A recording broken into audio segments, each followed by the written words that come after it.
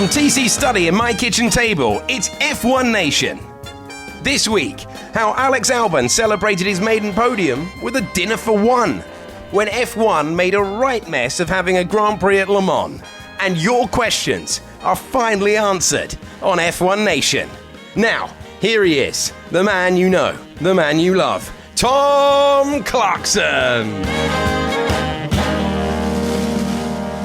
Yes, that's right. We've just had the unusual situation of a weekend with no Formula One. So what did we do instead? Well, let's find out. A very warm welcome to the show, everyone. I'm Tom Clarkson. And I'm Alex Shakes. So how was it, AJ? Weekend off? What'd you get up to with no Formula 3, no Formula 2, no Formula 1 to commentate on? I sat in a dark room late into the night and stared into space. And at the end of that space was the Le Mans 24 hours. That's right. That's what you do when you've been commentating on endless motorsport. You watch more motorsport. You do. Actually, mate, do you know what happened to me on Friday night? Go on. I won Euro Millions. You did, and yet you're still on this podcast. So I was Weird. just planning the call. I think, shall I ring AJ now and say, mate, sorry, you're on your own? Yeah. Or shall I just look and just check exactly how much I've won? £2 and 5p. Unbelievable. That's great. That should be a competition that someone listening can win. Win TC's Euro Millions jackpot. £2, 5 pence. So whilst celebrating that, I also watched a bit of Le Mans. Love that race. Love that race, AJ. If you've never watched it before, next year, make sure you give it a go because it is just a fantastic occasion. Just the sense of occasion with all those entries and the compelling element to me.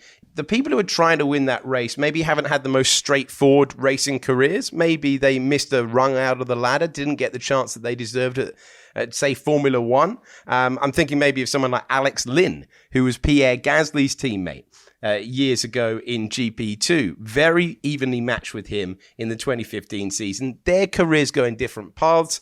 Alex Lynn, a winner of the GTE Pro class yesterday, and was tearing the track up on his way to victory. He clearly didn't want the 24 hours to end at all. I went to the race in 2015, the year that Nico Hülkenberg won for Porsche. And as you say, it is a phenomenal occasion.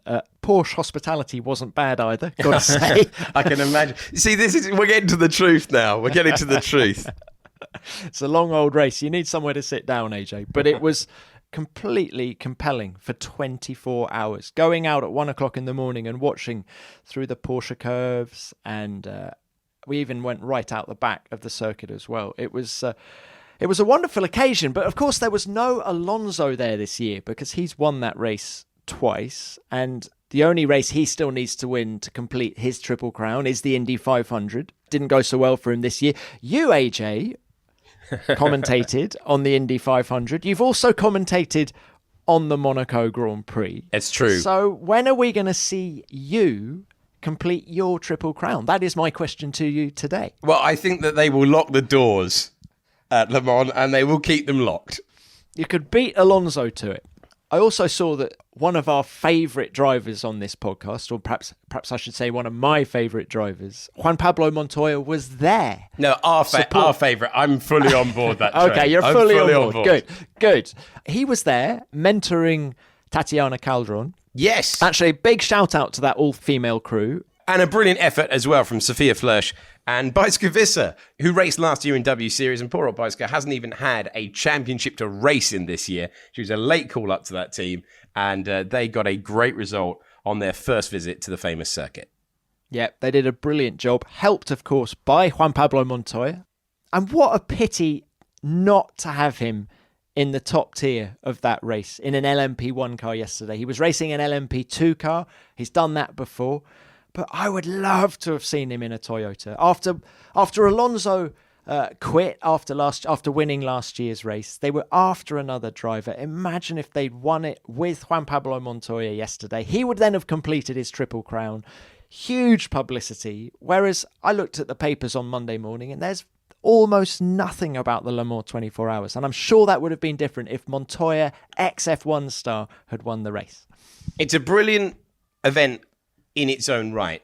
But I don't think anyone could deny that having, say, maybe Sebastian Vettel, we know how much he loves his motor racing history. We saw earlier in the year that Gasly and Leclerc are absolutely desperate to do that race one day. Jean Todt saying that the races, that the F1 calendar and Le Mans may not clash next year. Let's get those drivers to that famous event, because it would create even more, just like you mentioned the Hulkenberg year did, that would just take it to an even greater audience. Sebastian Vettel in an Aston Martin Le Mans 2021. You heard it first here on F1 Nation. Wild speculation that you tune in for every single week. He wouldn't need much persuading, though, for that, would he? I think he'll do it. I do think he'll do Le Mans one day. I don't think he'll mix an F1 program. Certainly, I think he's only interested in winning it outright. And just finally to mention Alex Brundle, who I have shared a comm box with so much this year. He was leading in the LMP2 class before there was an issue with the car. He had a great run, though. But doing a little bit of research, and yes, that's right, occasionally research is done for this podcast. Don't all roll your eyes at once. I was looking back to the one time Formula One held a Grand Prix at Le Mans. The year, Tom, was 1967.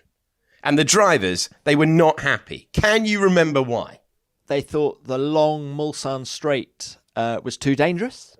They were asked to use not the beast of a circuit we know and love. They were asked instead to use what is now known as the Bugatti version of the circuit, but what was at the time known as the racing school version. Catchy. You're asking Jack Brabham, Graham Hill, and Jim Clark to race on the racing school version of a circuit. No wonder it went down badly. I think pretty much they point blank refused to ever go back. And as a result, they ended up at Rouen the following year. And that was a slightly more entertaining Grand Prix, at least for the drivers themselves.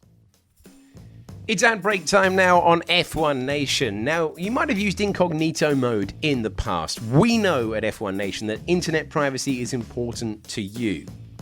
Now, your internet service provider can see every site you visited, even if you use incognito mode, even when you clear your history, whether your provider is BT, Sky, any internet service provider at all. In the UK, they're required by law to store all of your metadata from the last year. The solution is ExpressVPN, an app that reroutes and encrypts your internet connection through their secure servers, so your internet provider can't see the sites you visit.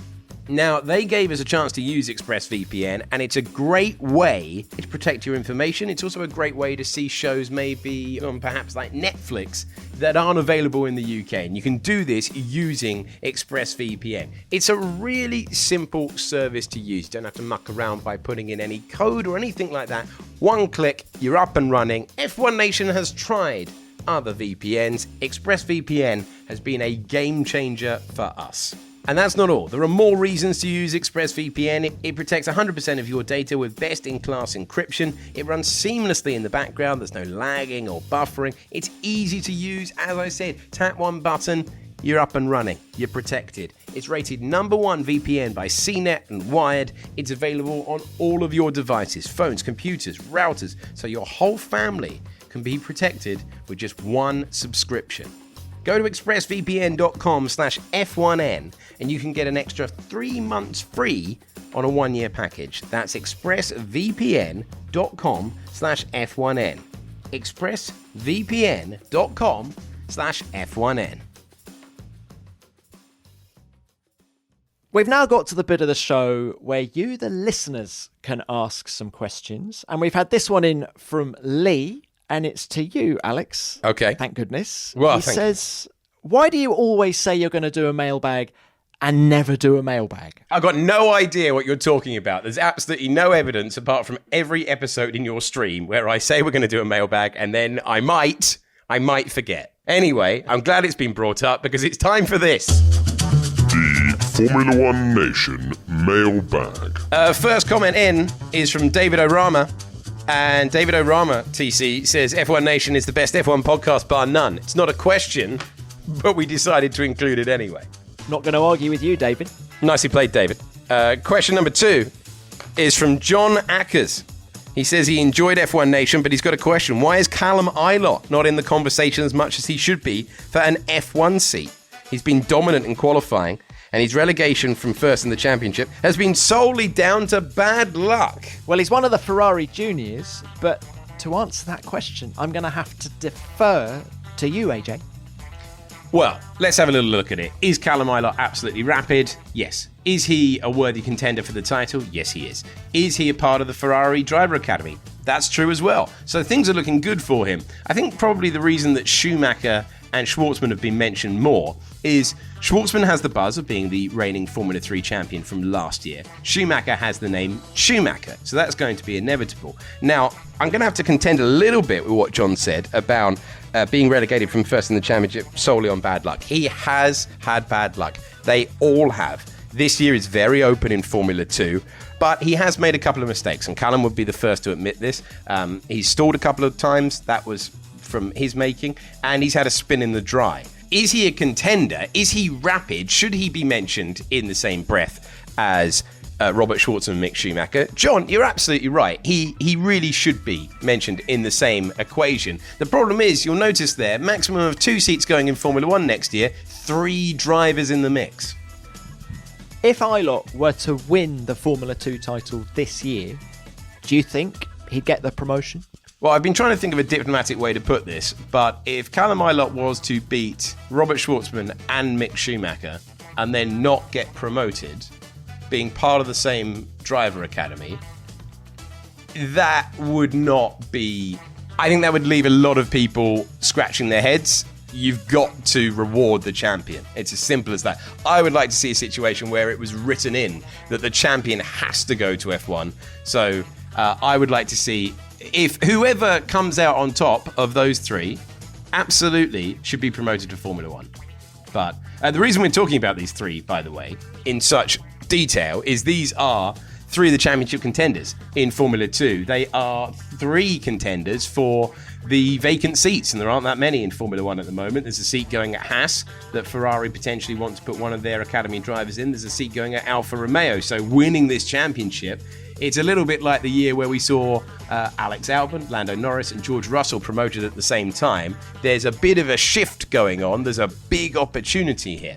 On to our next question after that extremely long answer from me. Nave asks, what's the outro music used for F1 Nation? It sounds like something Elgar might have written. And this is a question for me, AJ, is it? Yeah. Nave, a bit of mailbag tennis going on here. I've got no idea. I'm going to hit this straight back at AJ. Who is the outro music by? Nave, it's genuinely delightful that you think that we could afford to use Elgar. I'm taking that as a real positive that you think the budget is far higher than it actually is for this podcast. It is, as you have heard, an Elgar ripoff. That's right, F1 Nation, bringing you things that sound like other things but are not in fact those things. And finally, WH400 says, I'm so enjoying F1 Nation. I find somewhere far to drive so I can listen without interruptions. However, I may have to stop listening if you don't get Rosanna Tennant back on the show. Just because she's better at quizzes doesn't mean she can't be on the show. WH400, don't be surprised. You shouldn't be surprised that she's no longer on the show if she's better at quizzes. Yeah, I mean, look, would we like to be in meritocracy F1 Nation? Sure. We'd love to have... We could be. We could be. That's not what this is, all right? That's not what this podcast is. All right, let's cross over live to quiz champion and person who has actual better work to do at this stage on a Monday, Rosanna Tennant. Guys, I thought we'd been through this. It's not that I'm busier or more important than you. It's just that now the F1 season is up and running, I have to focus on the F1 Live pre-race show on F1 TV. But if you'd like me to come back on the F1 Nation podcast, then I would be thrilled to join you both. I've been loving the episodes so far. You just have to promise not to cry if I beat you again in the F1 themed quizzes.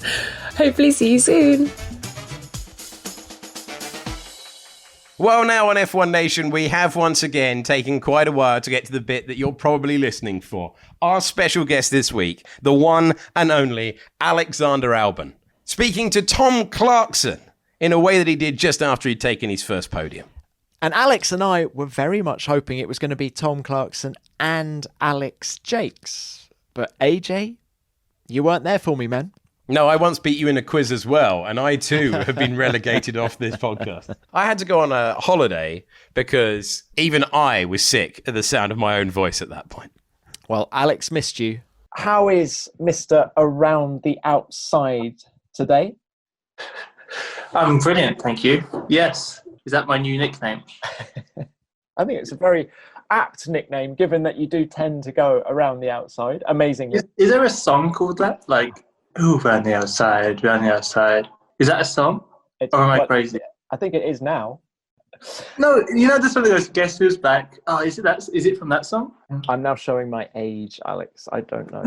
It's an old song. Eminem. Eminem, round the outside, right? Okay, can you just give me another rendition pretending you're Eminem? I don't know how it goes, but it goes, round the outside, round the outside. I'm pretty sure it goes something like that. Oh, this is genius. Alex, how do you reflect on everything last week in Tuscany? I mean, but now you've had a few days just to let it all sink in. Yeah, it feels good. It feels good. Honestly, I'm happy. It almost feels like you know what? It felt like we had a couple of chances to get this podium. Definitely, I would have liked it to have happened sooner than it did. But it's nice. It's a nice time to happen as well, if I'm honest, because, you know, there's been a lot of talk and everything. And it was feeling like Spa and Monza was getting better, and it felt like I was making progress. And so to be able to have a weekend where, yeah, it felt like we got the result we deserved. It's just nice. It was nice. And obviously for my side of the garage as well, these guys have been without a podium for a while, and it was nice to give them something. Do you feel like you've got the monkey off your back a little bit? I wouldn't say so.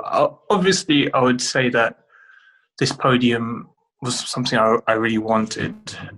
There's no secret about that. But it didn't ever feel like I had to do it. It was just, to me, it's always been the process that's been important in terms of making sure everything that's in my control, let's say, going well and I'm doing what I want to do. The result is the result. Sometimes it goes your way, sometimes it doesn't. Obviously, tracks like Monza or whatever definitely didn't. But I knew that the process was going the right way, and I felt like I was getting on top of it. And to me, it was almost more of a, it's going to come. Don't chase it. You know, it's going to come eventually. Yeah. Exactly. And when it did come to it, when I had Daniel in front of me, I wasn't going to let it slip away. And how did you overtake him again? You know how I go.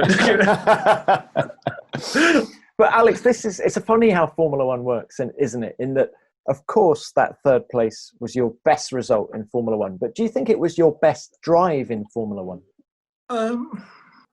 It's hard to say, but I would say it was definitely up there, yes. You know, each time I've been up at the front, things went well. I would say, yeah, it was one of my better drives. I think I've driven well also in Silverstone this year in the races. How did you overtake Kimi again? How did you overtake Kimi? I was on the inside in turn 6, and then so happened to be on the external part of the corner in turn 7. There's a theme here. So you think that was another good race as well, though, wasn't it? Yeah. It was. And as I said, it's been my Achilles heel a little bit Saturdays with this car. But as the car and as updates have come along to the car, Saturdays have been feeling better and better, and I've been feeling a bit more confident and in tune with the car, which has made the Sundays better as well. But I would say, yeah, Mugello honestly was a really good race for me, because not only was qualifying pretty good. I mean, we didn't do a Q3 1-2, which would have been nice, but we got the 4th position, which was nice, and then the races, despite us not being able to get off the line, which with 3 restarts is not a great thing to happen.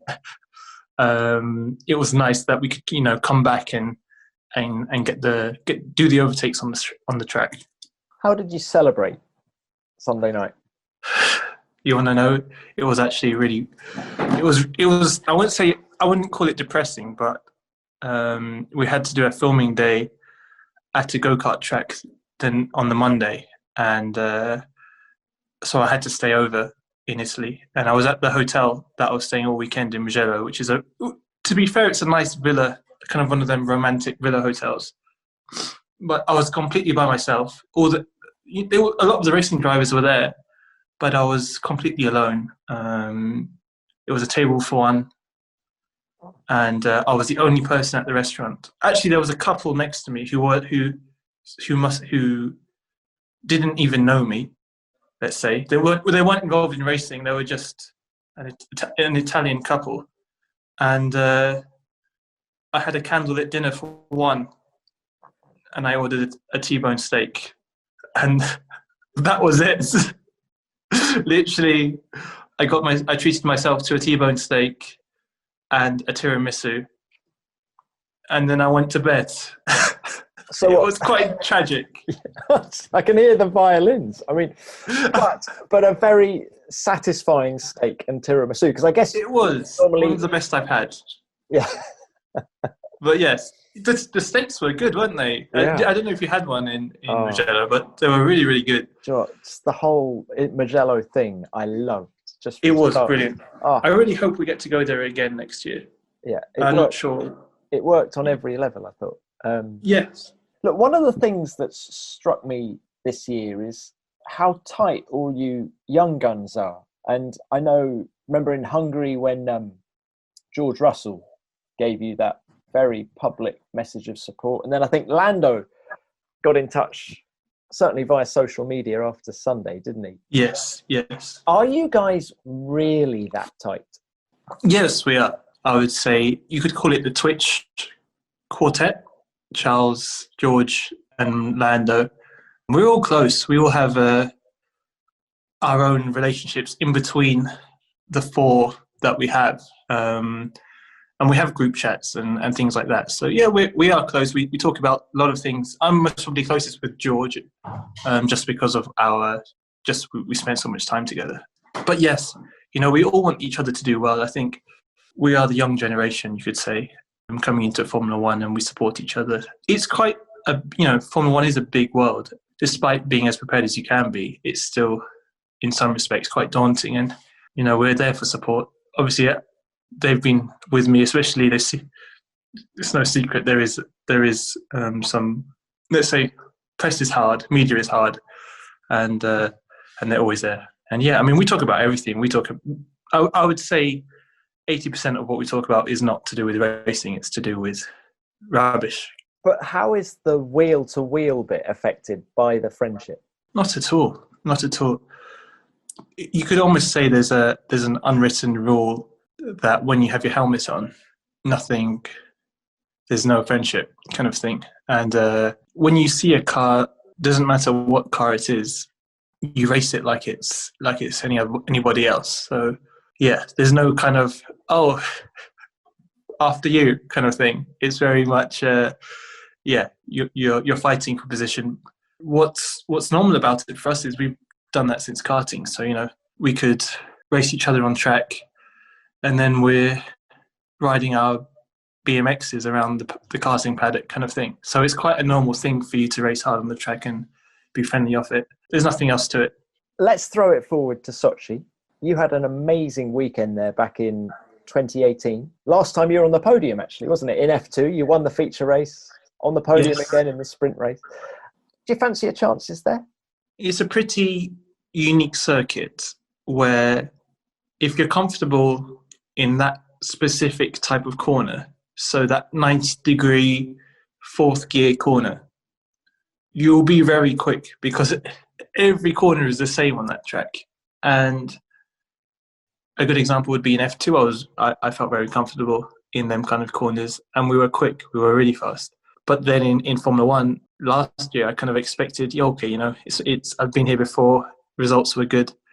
It shouldn't be a bad weekend. But honestly, I really struggled because I wasn't quite in the rhythm. I didn't quite like the balance of the car in that kind of corner.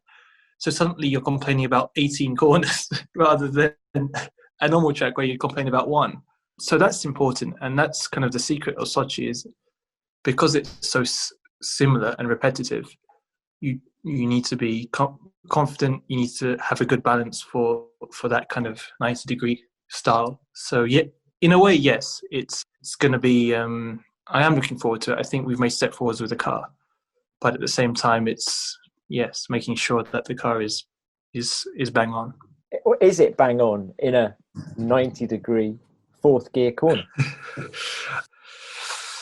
I'm trying to think of how the car feels in 90-degree corners now.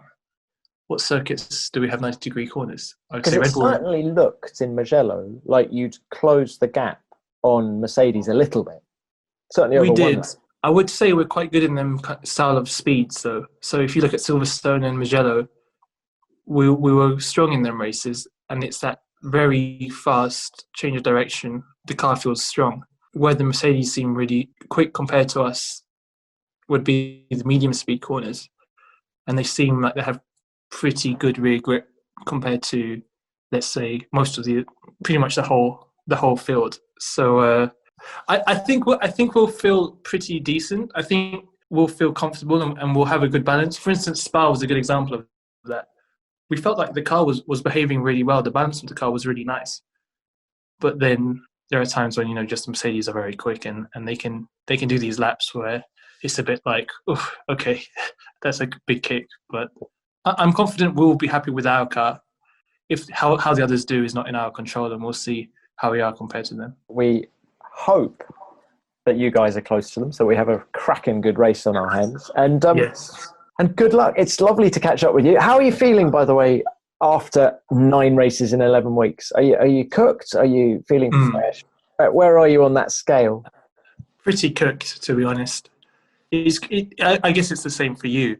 11 races in 9 weeks, as you said, 9 races in 11 weeks is. I can't even talk. It's it's tricky, and I don't know about you, but the final triple header was the hardest one of the 3. I know it's the last one we did, but because I think we changed circuit and venue each time, we did all the travelling. It felt a bit harder than the double header at Silverstone and the double header at the Red Bull Ring. So I'm tired, and this week's really important just to recharge, and that's where we do all the media duties. Have you had any downtime? Have you been able to do stuff to relax? I did. I played golf yesterday. That doesn't sound very relaxing. I find golf stressful, but are you good golf, at it? No, I am useless. I am really useless. But I've kind of found a bit of a groove now, and I play quite a bit now because I've been trying to find a golf course near each track that we've gone to, and I've played on the Tuesday or Wednesday. So I'm fancying myself a little bit. This is big talk. It's big talk, but I've seen other drivers play golf. I've seen Carlos play golf. He's pretty handy, actually. He is pretty handy, you're right. And that Lance is supposed to be pretty good as well. So, right. How's your putting? That's my downfall. That's my downfall. I have no control over the speed. And I blame the green. I always say, the green's changing pace every time. But I know it's not that. I know it's me. But, you have to have an excuse somewhere. You have to blame it on something. Good. Well, Alex, get some downtime. Thank you very much for your time. It's great to catch up. Here's to lots more podiums this season. Thank you very much. Can you imagine if Alex Albon had tweeted, "Does anyone want to come and celebrate this podium with me?" The thousands of people that he would have had replying, and instead, greatest moment of a motor racing career, a pretty unusual motor racing career. A couple of weeks back, we detailed Pierre Gasly and his unlikely route to the top step of a Formula One podium. Alex Albon's journey to the podium, equally unlikely, and yet there he is, best day of his motor racing career, and it's a meal for one. He's delightfully honest, isn't he? And we love him for that. But meal for one? Really, Alex? I find it so hard to believe. Where was your trainer? Where was your... He's going out with a professional golfer. Hence all the golf chat about him. He now plays, as he said, before every race. Do you think he went maximum diva and alienated everyone? He's like, "Do not look me directly in the eye, for I am Alex Albon, Formula One podium finisher." Yeah. So Alex, that behaviour, wouldn't it? It would be very in line with his behaviour. But Alex, just to reflect on that last Grand Prix for a moment, to go around the outside of Daniel Ricciardo for a podium finish, given what's happened to him in the past, in Brazil last year when it all went wrong, again in Austria, first race of the season with Lewis Hamilton, and yet to still hang it out there, and I thought showed great courage. Courage was not the word I was thinking mid-corner, I'll be honest. Yes. But I'm delighted it worked out for him, and he really did deserve that. I don't think you'll find a single person who's worked with Alex Albon in motorsport who just has anything other than positive things to say about him. He's a delight to work with, and he is rapid as well. Hopefully that's the foundation for better results to come. Yes, here. And just to finish this week, Alex talking a little bit about Sochi being a bit repetitive.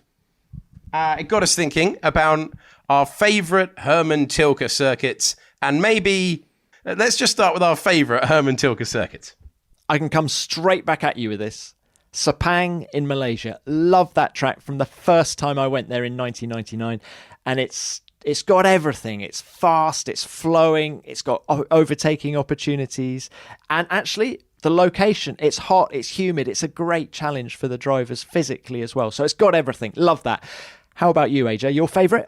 It's difficult to look past the place that everyone is so excited to go back to. I'm going to go for Istanbul Park. I don't care that the cars are going to be flat. The cars were flat in some corners all the way around Mugello. They still look fantastic. That is a great motor racing circuit, and I'm delighted that Formula One is heading back to it. Yeah, that's a great track as well. Perhaps at the other end of the scale, I'll never forget first visit to Yas Marina in Abu Dhabi. 2009 was the year. I was interviewing Kimi Räikkönen for some guests, and I thought, well, here's a safe bet. Let's ask Kimi about the track that these very people in the room have built. And, you know, Kimi's a sensible guy. He'll say the right thing. Kimi, what do you think of this Yas Marina circuit? And he replied with, the first section is okay. And I was thinking, brilliant, well done, Kimi. Next sentence, the rest is a bit... Stunned silence. 250 people in the room, stunned silence. And I seem to remember my reply was, yes, finished sense of humour there for you, ladies and gentlemen. Quickly moved on. Well, we had more planned after that, but you're not going to beat that story. Kimi Räikkönen just being Kimi Räikkönen. I'm not sure many other people would have been allowed to stay in the circuit after that answer. Right, AJ, I've got to dive to the airport because I'm going to Munich for a COVID test en route to Sochi. Oh, the crazy world of Formula One. I know. Speak to you soon, bud. Thanks so much for listening to F1 Nation this week. Remember, review, subscribe, rate, tell your friends, basically spread the word. We really appreciate you listening, especially if you listen all this way to the very end. That's F1 Nation this week. We will speak to you next.